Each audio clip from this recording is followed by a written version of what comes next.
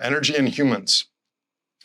This biophysical ratio applies to human societies too. In our ancestral times, there was a revenue and an expense, ancestor style.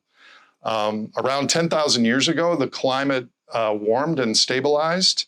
And in 7 areas all around the world, humans stopped hunting and gathering and started farming, started agriculture. And they started to accumulate surplus.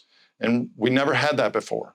And so once we had surplus and we had a stored thing of grain, then we wouldn't have to, we would have things to store for a long time. So we stopped moving around. Then we started to trade, and we started to build hierarchies, and we hired warriors and accountants and shaman and other things that we never had before, because our surplus, our energy surplus, had all of a sudden started to grow. And we use that energy surplus in the form of human labor to do lots of things.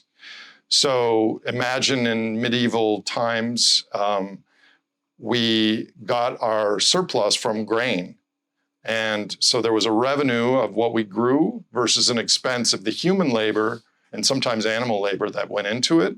And the ratio between those enabled artists and transportation and music and blacksmiths and all other things that weren't needed directly in the food system.